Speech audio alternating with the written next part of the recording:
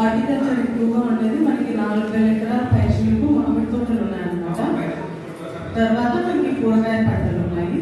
మామిడి తోటలకి ముఖ్యంగా మనము ఇప్పుడు మేజర్గా ఏ ప్రోగ్రామ్ చేస్తున్నామంటే మార్కెటింగ్ గురించి ఎక్కువ ఫోకస్ చేస్తున్నాం అన్నమాట.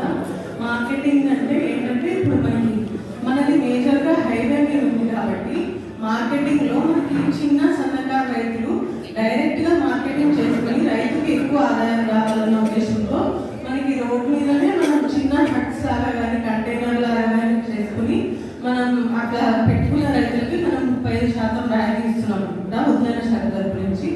అది ఎవరైనా ఇంట్రెస్టెడ్ ఉంటే చేసుకోవచ్చు. అండ్ మళ్ళీ మనం మామిడి రైతులకి వాళ్ళకి ఎరువులకి పురుగుల మందులకి సపోర్ట్ చేయాలని చెప్పి ఓన్లీ ఎస్సీ ఎస్టీ రైతులకు మాత్రం ఎరువులకి పురుగుల మందుకి మనం సహాయం చేస్తామన్నమాట. కొమ్మ కత్తిరింపులకి దున్నుకోవడానికి కూడా ఓన్లీ ఎస్సీ ఎస్టీ రైతులకి మనం సహాయం చేస్తామన్నమాట. అదే కాకుండా ఇంకా మనకి రబీ సీజన్లో మెలన్స్ ఎక్కువ వస్తాయి కాబట్టి మనం మెలన్స్ వేసుకునే రైతులకి మల్చింగ్ షీట్కి హైబ్రిడ్ వెజిటేబుల్ అంటారు, అవి మల్చింగ్ షీట్కి వాటికి కూడా మన ఉద్యాన శాఖ నుంచి రాయితీ ఇస్తున్నాం అనమాట. ఇంకా గత 3 నెలల్లో మన ఉద్యాన శాఖలో మ్యాంగో ప్రొక్యూర్మెంట్ జరిగిందండి.